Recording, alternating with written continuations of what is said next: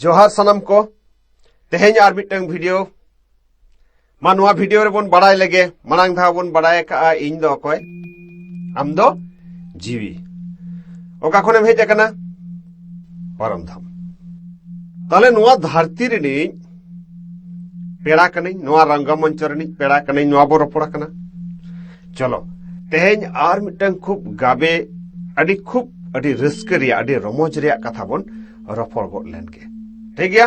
चलो पे तैयार गया पे तो आंजुम लगी हाँ आलो पे आड़िसो तबोना आंजुम तबोन पे और नुआ ढेर खन ढेर शेयर तबोन पे कारण नुआ को जिनिस नाम वर्तमान जुग रे अडी के टाप किया एनहो ओका जनम रेना कमी होराते चो तेहें नुआ को कथा बिदु चंदन ठेन को नाम कावना और इन जेलेका नाम कावना ओना कोगे इन्या कमी कना आपे ठेन एम ओना लेकाते ऑल मेना तमा रोड मेना तमा धर्म मेना तमा आम हो मेना ताले आम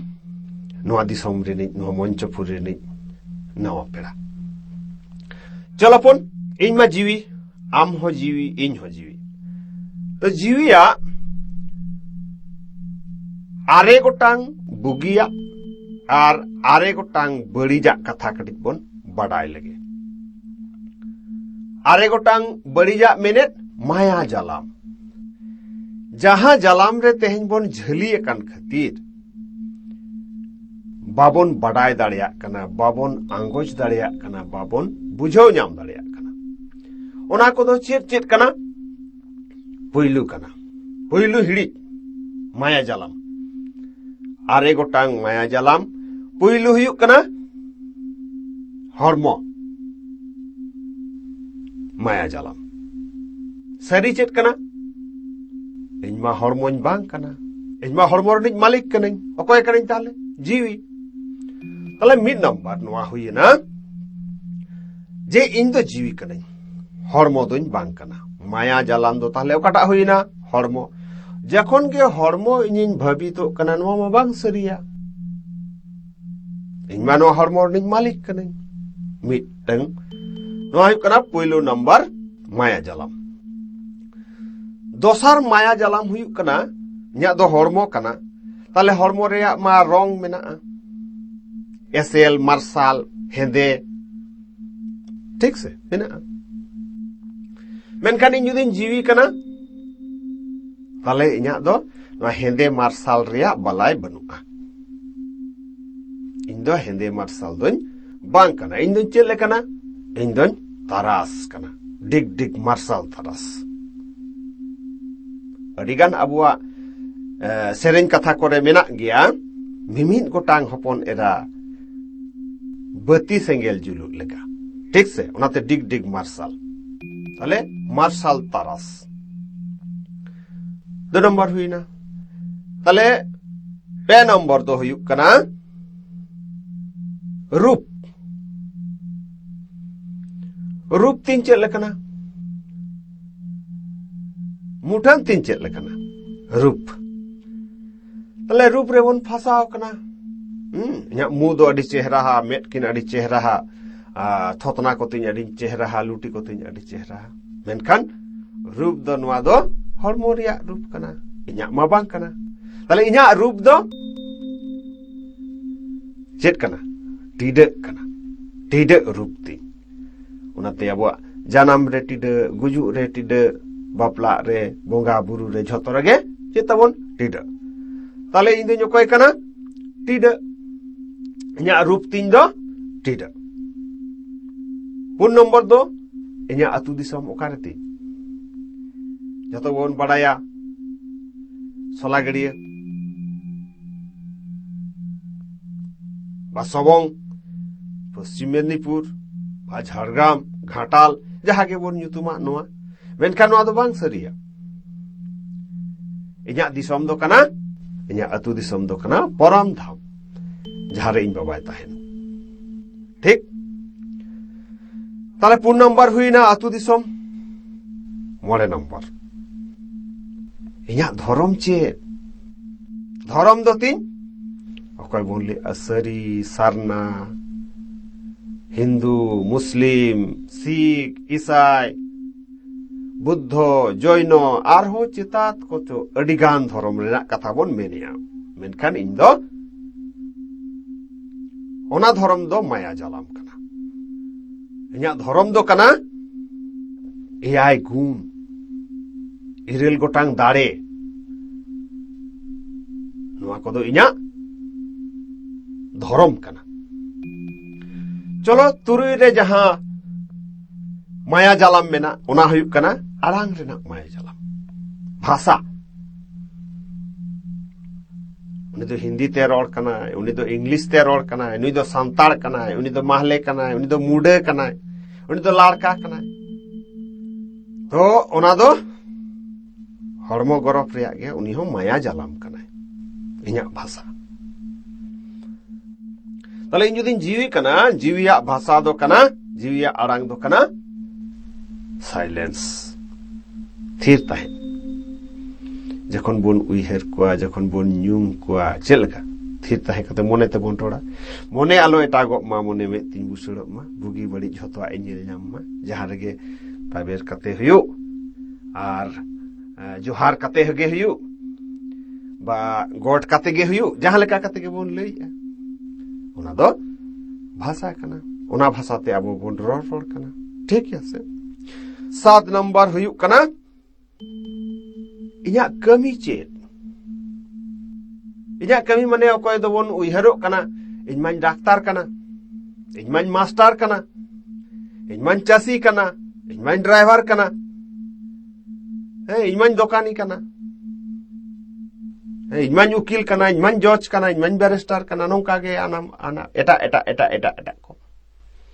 मेनखान वास्तव रे दो इनमान जीवी कना इन्या कमी होरा कना बाबा जहां एआई गुण आर इरेल गोटांग दाड़े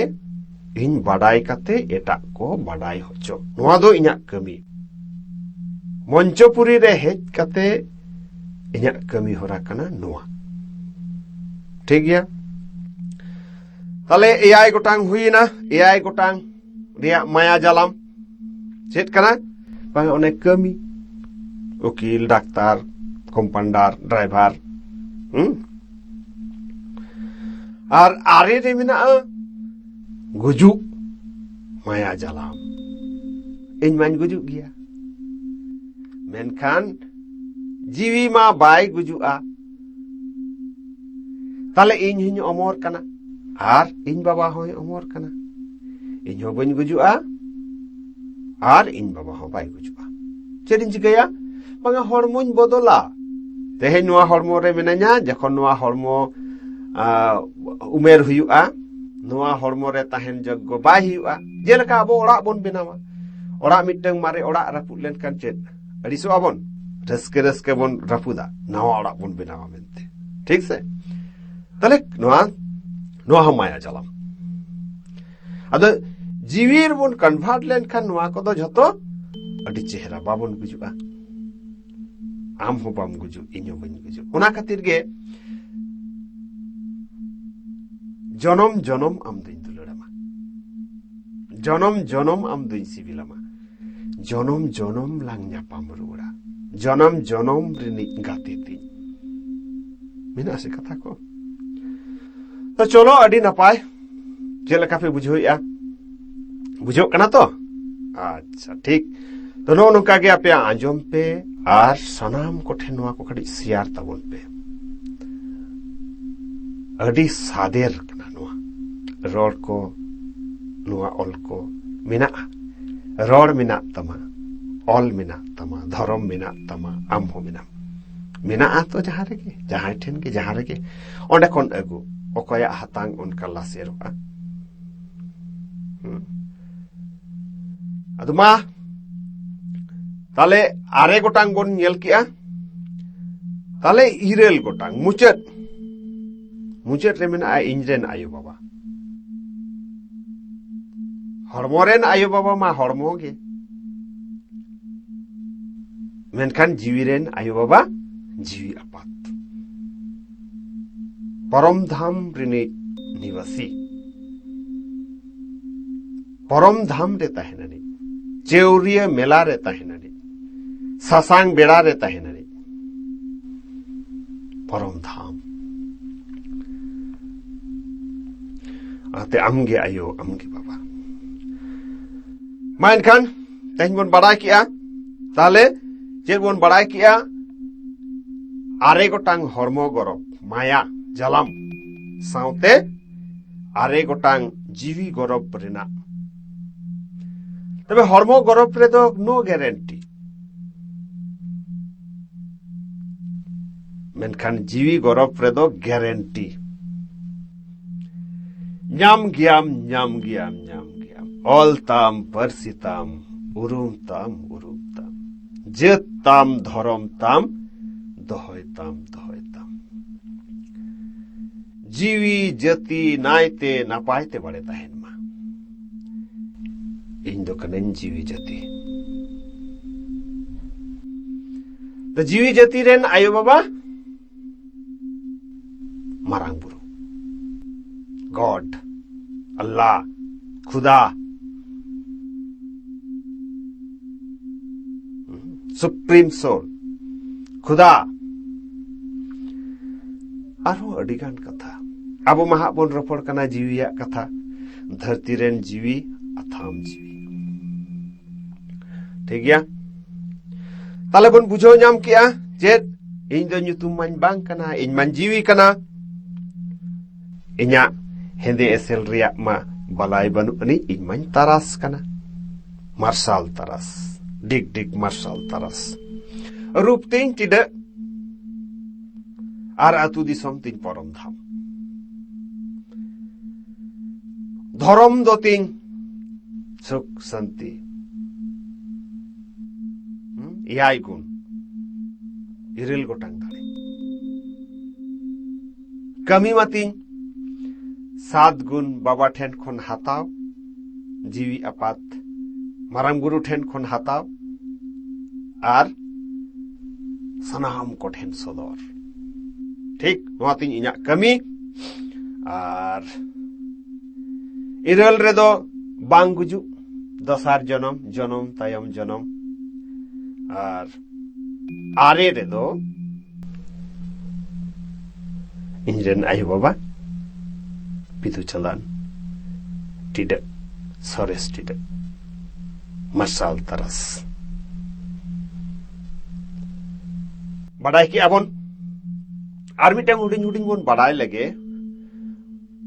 1 नंबर दो हुयुक कना मिड नंबर दो हुयुक कना ज्ञान